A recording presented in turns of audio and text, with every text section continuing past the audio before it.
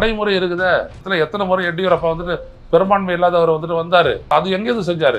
அது கான்ஸ்டிடியூஷன் அந்த உரிமை இல்லைன்னா எப்படி அவர் அதை நடந்துக்கிட்டார்? அப்படி இருக்கும்போது விஜய்க்கு வந்துட்டு நீ முதல்ல பெரும்பான்மையை பிரட்டிப்பா அப்படின்னு சொல்றதுன்றது மக்களுடைய ஒரு தீர்ப்பை வந்துட்டு அவமதிப்பதாகும். என்ன இந்திய ஒன்றிய அரசு நினைக்குது அப்படின்னோம்னா, விஜயை பதவி ஏற்க விடாத பண்ணிட்டா அப்படின்னோம்னா பெரும்பான்மை இல்லை அப்படின்னு சொல்லிட்டு இங்கே வந்துட்டு ஒரு ஆளுநர் ஆட்சி கொண்டு வந்துடலாம். அது 6 மாதம். அதுக்கப்புறம் பார்லிமெண்ட் கிட்ட சொல்லி இன்னொரு 6 மாதம் நீட்டிக்கலாம், 1 வருஷம். அதுக்குள்ளே எந்த அளவுக்கு தமிழ்நாட்டில் வந்துட்டு மொழிக் கொள்கையை திரிக்கிறதோ, தமிழ்நாட்டை 3 ஆக்குறதோ, என்ன வேணாலும் பண்ணலாமா பண்ண முடியும். நான் ஒரு ஆளுநர் அப்படின்றவருக்கு அரசு ரீதியான கடமை தானே ஒழிய அரசியல் பார்வை இருக்கக்கூடாது என்கிறேன். அவர் காங்கிரஸ்காரனுடைய ஆதரவோடு இருக்காரு, கம்யூனிஸ்ட்காரனுடைய ஆதரவு பண்ணாரு, திமுக ஆதரவு. அது உனக்கு என்ன கொடக்கடை ஆட்சின்னு வாங்காது. பின்னாடி இருந்து திருடும் அல்ல திருட, பின்னாடி இருந்து மதுரை சோரை ஏறி திருடும், அந்த மாதிரி வேலை தான். அப்படி திமுக தலைவர் வந்துட்டு வேற ஒரு கூட்டணிக்கு போங்கன்னு அவர் சொல்ல மாட்டார். ஏன்னா ஒரு விடயத்தை வந்துட்டு Stalin தெளிவுபட்டிருக்காரு.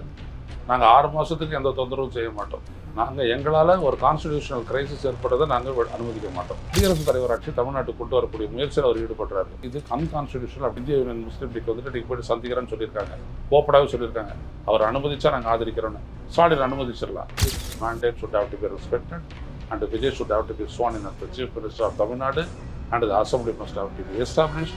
After 2 weeks, they must have to prove that majority. தமிழ்மண் நேயர்களுக்கு வணக்கம். இன்று நம்மோடு இருப்பவர் மூத்த பத்திரிகையாளர் திரு வையநாதன் அவர்கள். வணக்கம் சார். வணக்கம் சார். தாவேகா தலைவர் விஜய் அவர்கள் மீண்டும் இன்னைக்கு ஆளுநரை சந்திச்சிருக்காரு. அதாவது ஆளுநரை சந்திச்சதுக்கு அப்புறமா வந்த பல செய்திகள் சொல்லப்படுறது என்ன அப்படின்னா, பெரும்பான்மையுடன் வந்தால் அடுத்த நொடியே ஆட்சி அமைக்கிறதுக்காக ஆளுநரிடம் அழைப்பு விடுக்கப்படும் அப்படின்னு ஒரு விஷயம் சொல்லப்படுது. எதனால ஆளுநர் இந்த அளவுக்கு இந்த தாமதத்தை ஏற்படுத்துறாரு? இதை நீங்க எப்படி பாக்குறீங்க சார்?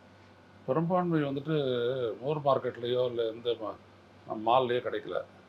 ஒரு அரசியல் நடவடிக்கையின் மூலம்தான் பெறக்கூடிய ஒரு நிலையில் விஜய் இருக்கிறாரு. 108 இடம் விஜய் ஜெயிச்சிருக்கிறாரு. இருக்கிற கட்சிகள்லேயும் இல்லை கூட்டணிகள்லேயும் வந்துட்டு அவர் தான் ஹையஸ்ட்டு. ஸோ யாருக்குமே மற்ற யாருக்குமே இல்லை. மற்ற யாரும் வந்துட்டு 80 கூட நெருக்கலை. அவ்வாறு இருக்க ஸோ இதை வந்துட்டு என்ன சொல்கிறது அப்படின்னா, மக்களுடைய அதிகபட்ச ஆதரவை பெற்ற தனிப்பெரும் கட்சி தமிழக வெற்றி கழகம் அப்படின்னு சொல்லிட்டு நான் ஓட்டை வச்சு பேசுகிறேன். ஓட்டு எப்படி வந்துச்சு அந்த கதைக்கெல்லாம் நான் போல.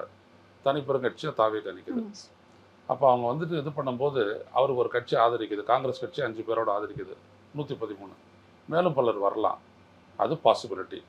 இந்த பாசிபிலிட்டி எல்லாம் உத்தேசித்து என்ன பண்ணுவாங்க, ஆளுநராக இருக்கிறவர் என்ன பண்ணுவார், அவரை வந்துட்டு அமைச்சரவை நீங்கள் அமைச்சரவை அமைங்கன்னு சொல்லிட்டு அவருக்கு வந்துட்டு பதவி பிரமாணம் பண்ணி வைப்பார். ஆளுநர் வந்துட்டு பதவி பிரமாணம் பண்ணி வைப்பார். அந்த பதவி பிரமாணம் பண்ணி முடிச்சிட்டோடனே அவர் என்ன சொல்லுவார் அப்படின்னு கேட்டுக்குவார். அப்போ நீங்கள் வந்துட்டு இன்னும் ஒரு 2 வாரத்துலேயும் இன்னும் ஒரு 3 வாரத்துலேயும் இன்னும் 1 மாதத்துக்குள்ளேயே உங்களுடைய பெரும்பான்மையை நீங்கள் நிரூபிக்கணும் அந்த ஃப்ளோர் ஆஃப் த அசம்பிளி அப்படின்னு சொல்லுவார். இதுதான் வடமையாக எல்லா இடத்துலையும் நடந்துக்கிட்டு வருது. அது பார்லிமெண்ட்டாக இருந்தாலும் சரி, மாநில சட்டப்பேரவைகளாக இருந்தாலும் சரி, இதுதான் நடந்துட்டு வருது. அப்படி இருக்க ஆர்லேக்கர் என்ன சொல்கிறார் அப்படின்னோம்னா, இது வந்துட்டு லோக் பவன் தமிழ்நாடு ப்ரெஸ் ரிலீஸ் இன்றைக்கி கொடுத்தது. அவர் இன்றைக்கி கொடுத்துருக்கிறார் ஒரு ஆளுநர். திரு Rajendra Viswanath Arlekar, honourable governor of Tamil Nadu has invited Thiru C Vijay Joseph Vijay, president தமிழக வெற்றி கழகம் டுடே டு லோக் பவன் சென்னை.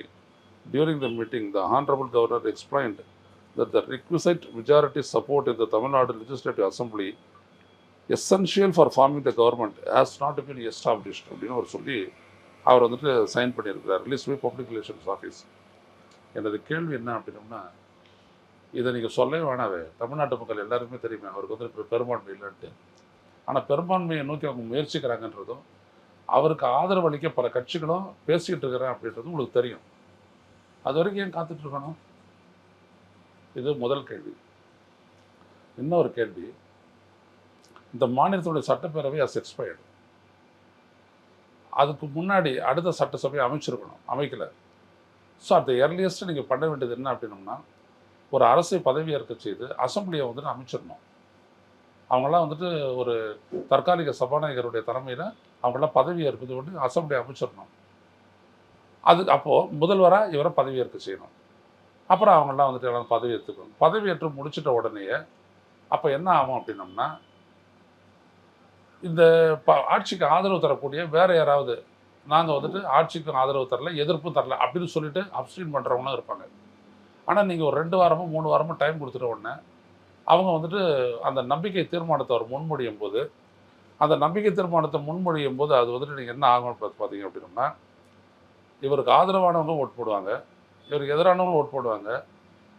எதிர்த்து ஓட்டு போடாத நாங்கள் நடுநிலை வைக்கிறோன்றவங்களும் நின்றுடுவாங்க. அப்படி ஒரு 10 பேர் நின்ட்டாங்கன்னு வச்சுக்கோங்க, இப்போ இருக்கிற விஜயம் மெஜாரிட்டி ஆகிடுது. ஆயிடுதா இல்லையா? Those who are present in the house and voting அப்படின்ற பேட்டர்ன் படி அப்போ முடிஞ்சு போயிடுது. அப்போ இந்த பாசிபிலிட்டிலாம் எங்கே எமர்ஜ் ஆகுது அப்படின்னோம்னா, you must have to set the assembly. நீங்கள் சபையை அமைக்க வேண்டும். அதற்கு முன்னோடி என்னது? விஜயை வந்துட்டு முதல்வராக ஆக்க வேணும். ஏன்னா வேறு யாரும் வந்து கிளைம் பண்ணலை. இவர் தான் தனிப்பெரும் கட்சி, இவர் வந்துட்டு கிளைம் பண்ணுறாரு.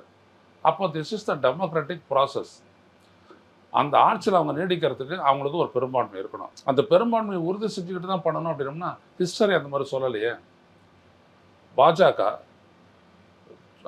அங்கே வந்துட்டு பார்த்தீங்கன்னா கர்நாடகாவில் 2 முறை பதவி ஏற்றிருக்கிறார் முதல்வராக. யார்? எடியூரப்பா.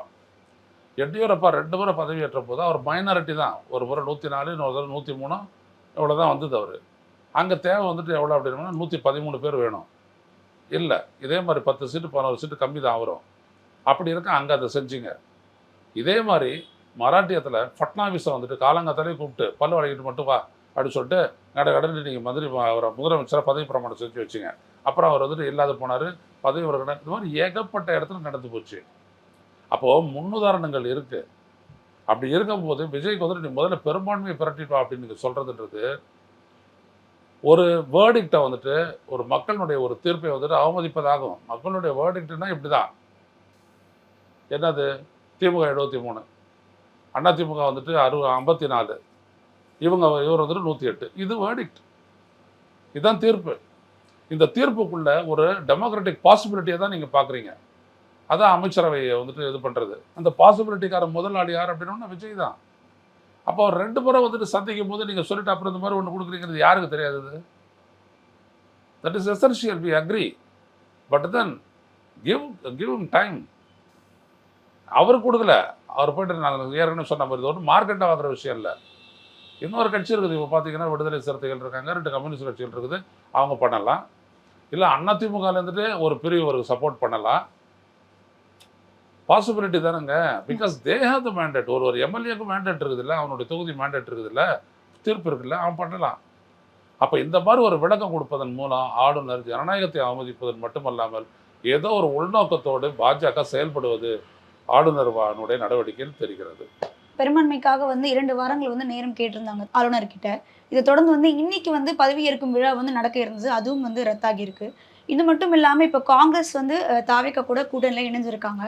இதை தொடர்ந்து இப்போ பாஜகவுடைய சூழ்ச்சி இதில் நடந்துட்டு இருக்கு. அதாவது டெல்லி விஜய் முதல்வர் ஆகிறது விரும்பலை அப்படின்னு ஒரு விஷயம் சொல்லப்படுது. இது எல்லாமே இந்த காங்கிரஸ் கூட்டணியை உறுதிப்படுத்ததுக்கு அப்புறமா நடந்த விஷயங்கள் தான். இல்லை, காங்கிரஸ் வந்துட்டு இவங்களுக்கு ஆதரவு தெரிவிக்கிறது அப்படின்றது அவங்க ஒரு 5 சீட்டு அது ஏற்கனவே திட்டமிட்டிருக்கிறார் இந்த ராகுல் காந்தி. திமுக நிற்கிறது, நிறைய இடத்துல ஜெயிக்கிறது, அவர் தாவேகாவை ஆதரிக்கிறது அப்படின்றது. அதாவது ஒரு கழுத்தறுப்பு வேலை. அது காங்கிரஸ் ரொம்ப காலமாக செஞ்சுட்டு இருந்தாங்க. இப்போ கொஞ்சம் காலமாக பவர் இல்லாதனால செய்யலை. இப்போ மறுபடியும் ஆரம்பிச்சிருக்கிறாங்க. அதை பற்றி இல்லை. 5 பேர் வந்துட்டாங்கல்ல, 113 பேர் இல்லை, இன்னொரு 6 பேர் நிற்கிறாங்கல்ல, 119 ஆகுதுல்ல, அப்புறம் இன்னும் எவ்வளோ பேர் வேணாலும் வரலாம். இது பாசிபிலிட்டி தானே. இதை நீங்கள் எப்படி தடுக்க முடியும்? இது இந்த தமிழ்நாட்டுடைய வேர்டிக்ட்டு, ரைட்டா? எப்படி நீங்கள் தடுக்க முடியுன்ற நானுது. ஸோ நீங்கள் என்ன பண்ணுறீங்க அப்படின்னா, இந்த ஜனநாயக ரீதியான இந்த மக்களுடைய தீர்ப்பை நீங்கள் அவமதிக்கிறீர்கள். அவ்வளோதான். இது விஜய் அப்படின்ல, விஜய் இடத்துல யாராக இருந்தாலும் நம்ம இதை தான் பேசுவோம். So this is wrong. ஆளுநருடைய செயல்பாடு அரசமைப்பு ரீதியான அவர் அதிகாரத்தை துஷ்பிரயோகம் செய்வதாகும். தாவேகா தரப்பிலிருந்து சிபிஐ, சிபிஐஎம், அதாவது விசிகா, இவங்க எல்லா கட்சிகளுக்கும் கடிதம் கொடுத்துருக்காங்க. இந்த கடிதத்தை இந்த கட்சிகள் நிராகரித்தால் அடுத்து என்ன நடக்கும்னு நினைக்கிறீங்க சார்? அது அப்புறம் என்ன அப்படின்னா, நான் என்ன இப்படி வந்துடுறேன். என்ன மத்திய இந்திய ஒன்றிய அரசு நினைக்குது அப்படின்னோம்னா, விஜய பதவி ஏற்க விடாத பண்ணிட்டா அப்படின்னோம்னா யாருக்கும் அமைச்சர் யாருக்கும் பெரும்பான்மை இல்லை அப்படின்னு சொல்லிட்டு இங்கே ஒரு ஆளுநர் ஆட்சி கொண்டு வந்துடலாம். அது 6 மாதம். அதுக்கப்புறம் பார்லிமெண்ட்கிட்ட சொல்லி இன்னொரு 6 மாதம் நீட்டிக்கலாம், 1 வருஷம். அதுக்குள்ளே எந்த அளவுக்கு தமிழ்நாட்டில் வந்துட்டு மொழிக் கொள்கையை திணிக்கிறதோ, தமிழ்நாட்டை 3 ஆக்கிறதோ, என்ன வேணாலும் பண்ணலாமா பண்ண முடியாது. பார்லிமெண்ட்டில் போட்டால் பண்ண. எனக்கு சட்டசபை இன் சஸ்பெண்டட் அனிமேஷன், உயிர்ப்புடன் அது நிறுத்தி வைக்கப்படும். இப்போ இதை வந்துட்டு எப்படி ஒத்துக்குவீங்க? ஸோ விஜய்க்கு கொடுக்க அந்த ஆப்பர்ச்சுனிட்டி நீங்கள் கொடுக்கல, விஜய்க்கு தாவேக்காக அந்த ஆப்பர்ச்சுனிட்டி இருக்குன்னா இப்படியாப்பட்ட ஒரு பேராபத்து இருக்குது. அப்போ இதை முறியடிக்கக்கூடிய அந்த வாய்ப்பு அப்படின்றது கொள்கை ரீதியாக திருமாவளவன் வந்துட்டு விஜய் ஆதரிக்கிறதுன்றது தப்பு தான் என்னை பொறுத்த வரைக்கும். ஆனால் இந்த மாதிரி ஒரு சூழலை தடுக்கிறதுக்கு அவங்க உடனடியாக இந்த ஆதரவு இது பண்ணுறது சரியாக இருக்கும்னு நான் நினைக்கிறேன். இந்த கடிதத்துக்கு அப்புறமா வந்து இன்னைக்கு வந்து சிபிஐ வந்து நிர்மல்குமார் அவர்கள் வந்து சந்திச்சிருக்காரு. ஒரு பக்கம் வந்து அருண்ராஜ் அவர்கள் வந்து முஸ்லீம் லீக் தலைவரை வந்து சந்திச்சிருக்காங்க. முஸ்லீம் லீக் தலைவர் சொன்ன ஒரு விஷயம், அதாவது திமுக கூட்டையில நாங்க இப்போ இருக்கோம், திமுக தலைவர் ஸ்டாலின் அவர்கள் வந்து எங்களை அனுமதிச்சா நாங்க கண்டிப்பா தாவேக்காவுக்கு ஆதரவு அளிப்போம் அப்படின்னு ஒரு விஷயம் சொல்லியிருக்காங்க. அதுக்கு திமுக தலைவர் அனுமதிப்பாரா? நீங்க எப்படி பாக்குறீங்க சார்? அப்படி திமுக தலைவர் வந்துட்டு வேற ஒரு கூட்டணிக்கு போங்கன்னு அவர் சொல்ல சொல்ல மாட்டார். மாட்டார். ஆனால் ஒருவேளை இவங்க போகிறத ஒரு சைலண்ட்டாக அப்ரூவ் பண்ணலாம். ஏன்னா ஒரு விடயத்தை வந்துட்டு ஸ்டாலின் தெளிவுபட்டிருக்காரு, நாங்கள் 6 மாதத்துக்கு எந்த தொந்தரவும் செய்ய மாட்டோம், நாங்கள் எங்களால் ஒரு கான்ஸ்டிடியூஷனல் கிரைசிஸ் ஏற்பட்டதை நாங்கள் அனுமதிக்க மாட்டோம். அப்போ இந்திய யூனியன் முஸ்லீம் லீக்கை வந்துட்டு ஒரு அருண்ராஜ் போய் பார்த்துருக்கிறாரு, அவங்கக்கிட்டே 2 பேர் இருக்கிறாங்க. அதுக்கப்புறம் அவர் வந்துட்டு மனிதநேய மக்கள் கட்சி சந்திக்கல, அவர்கிட்ட ஒன்று இருக்கிறாங்க. புரியுதுங்களா? அப்போது இவங்க எல்லாருமே அவர் வந்துட்டு போயிட்டு சந்திக்கிறது இயல்பான ஒரு விஷயம் தான், ஆதரவு கோருவது. அவங்க ஓகேன்னு சொல்லிட்டாங்க அப்படின்னம்னா இவங்க அமைக்க போகிறாங்க.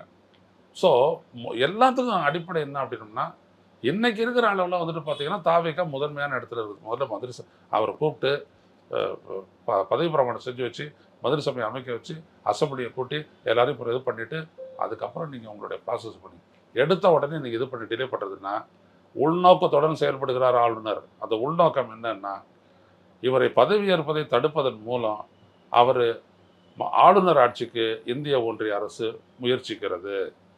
அது ஒரு 6 மாதம், அப்புறம் இன்னொரு 6 மாதம் நான் ஏற்கனவே சொல்லியிருந்தபடி 1 வருஷம் இழுத்து போடலாம்.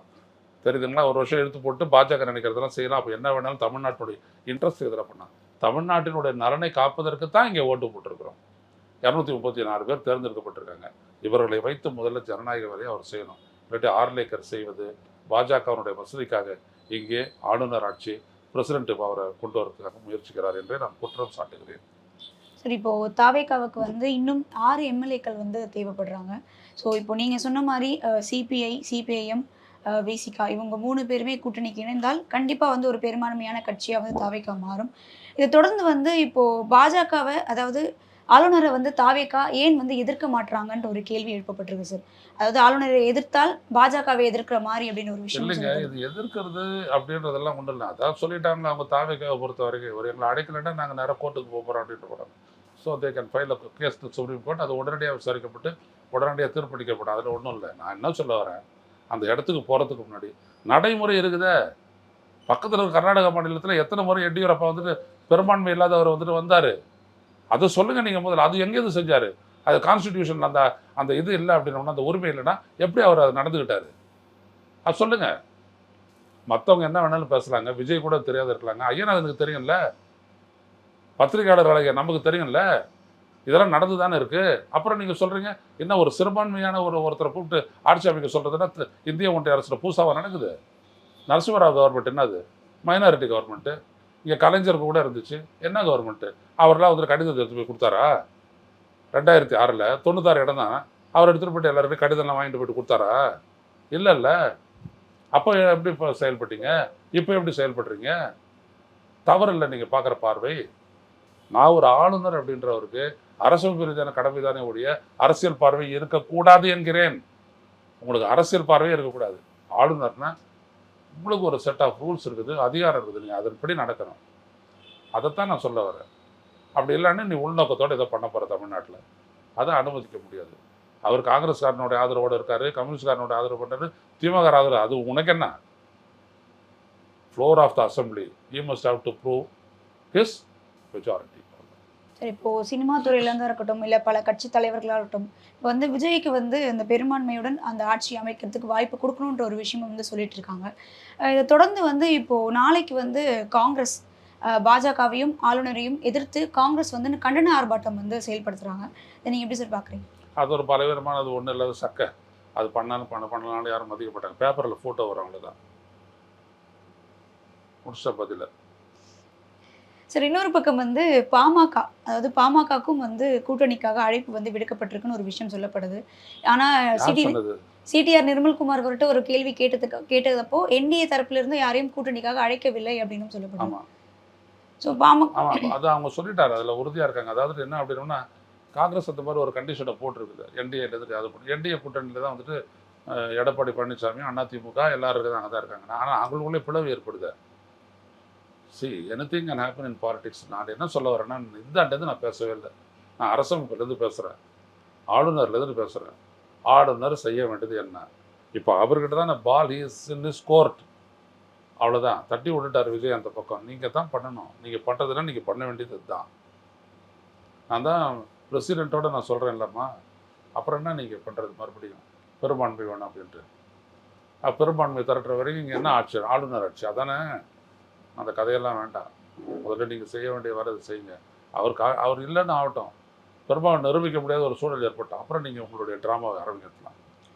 ஸோ நேற்று வந்து ஒரு விஷயம் போயிட்டு இருந்தது, அதாவது திமுகவும் நான் அதிமுகவும் சொல்கிற ஒன்றிணைய ஃபோக்கஸ் போறாங்க. புரியுதுங்களா? புரியுது சார். இங்கே மக்கள் ஒரு தீர்ப்பு அளிச்சிருக்கிறாங்க, பாஜக வேற கணக்கு போடுது. இந்த தீர்ப்பை வந்துட்டு புறந்தள்ளிட்டு அவமரியாதை பண்ணிட்டு அவங்களுடைய ஆட்சியை புடக்கடை ஆட்சின்னு வாங்குது. பின்னாடி இருந்து திருடும் அல்ல திருடன், பின்னாடி இருந்து மதில் சோரை ஏறி திருடும், அந்த மாதிரி வேலை இதெல்லாம் ஏற்றுக்கிறது இல்லை. சார் நேற்று ஒரு செய்தி வந்து போயிட்டு இருந்தது, பரபரப்பான ஒரு செய்தியாக தான் போயிட்டு இருந்தது. திமுகவும் அதிமுகவும் வந்து ஒன்றிணைய போறாங்க அப்படின்னு ஒரு விஷயம் சொல்லப்பட்டது. அதாவது திமுக தலைவர் ஸ்டாலின் அவர்களும் வந்து இது நிராகரிச்சிருக்காரு இந்த ஒரு விஷயத்தை. தாவேக்காக்கு எதிராக நாங்கள் எந்த செயல்பாடுகளும் செய்ய மாட்டோம் அப்படின்றது. பட் இந்த ஒரு செய்தி வந்து ஒரு பரபரப்பான ஒரு செய்தியாக மாறிட்டு இருந்தது. என்ன அதெல்லாம் சும்மா கலப்பி விடுறது. அதாவது அதிமுக இருந்து அப்படி யாரும் பேசலை, திமுக இருந்து அப்படி யாரும் பேசலை. அப்போ இந்த செய்தி எங்கேருந்து முளைச்சிது? இதெல்லாம் டெல்லியிலேருந்து முளைச்ச செய்தி. இந்த திமுகவும் அதிமுகவும் சேர்ந்து ஒரு கவர்மெண்ட் அமைக்க போகிறாங்கன்ற செய்தி நேற்று காத்தாலேருந்து இங்கிலீஷ் சேனலில் ஓடிட்டு இருக்குது. அப்போ இதை யார் பிளான் பண்ணது? பாஜக பிளான் பண்ணியிருக்கிறான். அதனால தான் நேற்று நைட்டே வந்துட்டு என்ன சொல்லிட்டாரு, திராவிட முன்னேற்ற கழகத்தினுடைய வடசென்னை எம்பி அவர் என்ன வீராசாமி, கலாநிதி வீராசாமி, அவர் மூலமாக வந்துட்டு உடனே திமுக அதை மறுத்துருச்சு. நாங்கள் மக்களினுடைய தீர்ப்பை அவமதிக்கிற வகையில் எதிலும் ஈடுபட மாட்டோம் அவரு சொல்லிவிட்டார். அதுக்கப்புறம் நேற்றே அவர் கொடுத்துருக்கிறாரு, ஒரு இன்டர்வியூ கொடுத்துருக்கிறாரு த டைம்ஸ் ஆஃப் இந்தியாவுக்கு. முன்னாள் முதலமைச்சர் மு.க. ஸ்டாலின் அவர்கள் அவர் என்ன சொல்லியிருக்காரு, நாங்கள் இந்த ஆட்சி அமைஞ்சிச்சுன்னா 6 மாதத்துக்கு நான் டிஸ்டர்ப் பண்ண மாட்டோம், எந்த இடத்துலையும் நாங்கள் தொந்தரவு கொடுக்க மாட்டோம் அப்படின்னு சொல்லிட்டு அவர் ஒன்று சொல்கிறாரு. நாங்கள் நிறைவேற்றிய 2 திட்டங்களில் இதை 2த்தையாவது அவங்க செயல்படுத்தணும் அப்படின்னு சொல்லிட்டு அவர் சைலண்டாக இருந்துட்டார். முடிஞ்சு போச்சு. அதே மாதிரி அதிமுக தரப்பில் அவங்களும் என்ன சொல்லிட்டாங்க, நேற்றே முடிவெடுத்து இந்த மாதிரி விஜய்க்கு ஆதரவு இல்லை அப்படின்றத சொல்லி அவங்க வந்துட்டு என்ன பண்ணிட்டாங்க, திரும்பவும் அவங்களோட துணை பொதுச் செயலர் KP முனுசாமி மூலமாக அவங்களும் தெரிவிப்படுறாங்க. அப்போ இந்த செய்தி முளைச்சது, வேர் விட்டது, அப்படியே கலை வளர்ந்தது எல்லாமே வந்துட்டு பார்த்தீங்கன்னா இங்கிலீஷ் சேனலில். தமிழ்நாட்டுக்கு அந்த சம்மந்தம் இல்லை.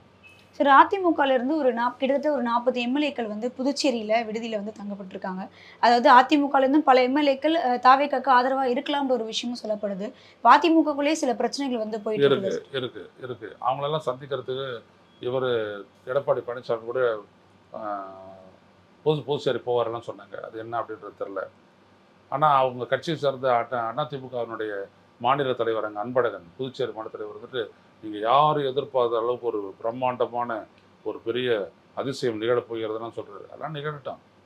அது என்ன நிகழும்? அந்த அதிசயம் என்னத்தை நிகழப்போகுது? இல்லை ஒன்றும் புரியலை. அதெல்லாம் அவங்ககிட்ட முதல்ல இருக்கிறதே மொத்தம் 53 பேர்.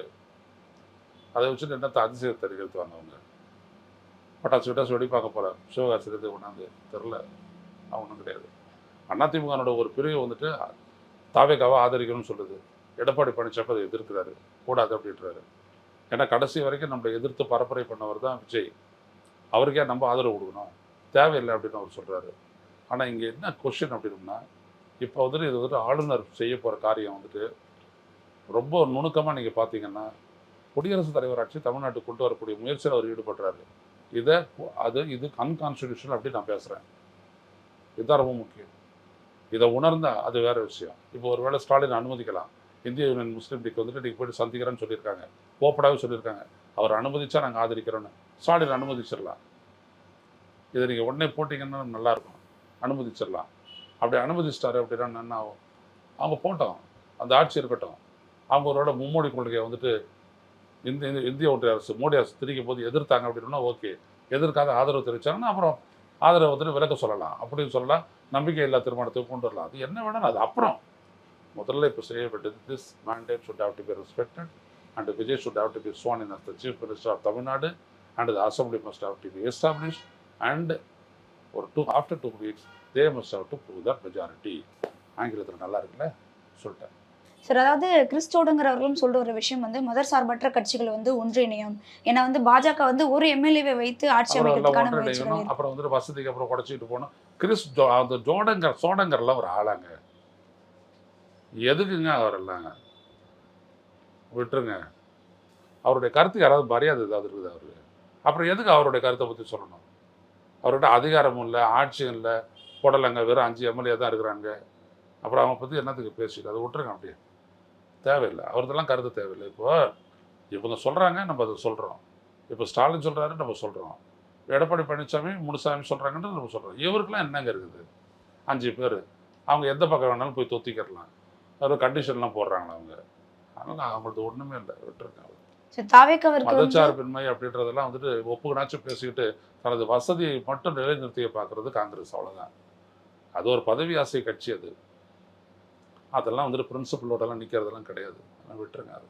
சார், தாவேக்காவிற்கு வந்து ஆட்சி அமைக்கிறதுக்கு பல நெருக்கடிகள் வந்து ஏற்பட்டிருக்கு. இந்த நிலையில சிடி நிர்மல்குமார் அவர்கள் வந்து எந்த நெருக்கடிகளும் இல்லை அப்படின்னு ஒரு விஷயம் சொல்லியிருக்காரு. இதை அதான் நீங்க அவர் எப்படி பாக்குறீங்க? அவர் ரொம்ப சீரியஸாக மூஞ்சி வச்சுட்டு ஜோக் அடிக்கிறாரு. அது கலை அவருக்கு தான் தெரியுது. நெருக்கடி இல்லாத வேறு இது என்னது? ஏங்க இது தமிழ்நாட்டுக்கு நெருக்கடிங்க, உங்களுக்கு நெருக்கடிங்க. அவர் சொல்கிறாரு பெரும்பான்மை இல்லைன்றது நெருக்கடி இல்லையா? அது பெரும்பான்மை இருக்குதா இல்லையான்னு அது ஃப்ளோர் ஆஃப் த அசம்பிளியினுடைய வேலை. அது அங்கே பண்ண வேண்டிய வேலை, அங்கே பண்ண வேண்டிய கச்சேரி. நீங்கள் என்ன ஆளுநர் மாளிகையில் நீங்கள் என்ன பண்ணுறது? ஒரு ஆளை நின்றுக்கிட்டு அரலேக்கார் கிரைசிஸ் தானே இது. அந்த கிரைசிஸ் உனக்கு இல்லைன்னா அப்படின்னு அர்த்தம், புரியலன்னு அர்த்தம் அவருக்கு. புரியாது. நீங்கள் வந்துட்டு இன்னொரு கட்சியில் போய் நிற்கிறீங்க, இங்கேருந்து அங்கே ஓடுறீங்க. உங்களுடைய இன்னொருத்தர் போயிட்டு வந்துட்டு முஸ்லீம் லீக்கை போயிட்டு பார்க்குறாரு. எவ்வளோ எதனால் நடக்குது? கிரைசிஸ் இல்லாமல் நடக்குதா? நம்ம என்ன பண்ணுறது? இவங்களை தான் அந்த EVM தேர்ந்தெடுத்துருக்குது. கொடுங்க. தாவேக்கா கட்சி வந்து பெரும்பான்மையுடன் ஆட்சி அமைக்குமா அப்படின்றத நம்ம பொறுத்திருந்து பார்ப்போம். நிறைய விஷயங்களை பகிர்ந்தமைக்கு ரொம்ப நன்றி சார்.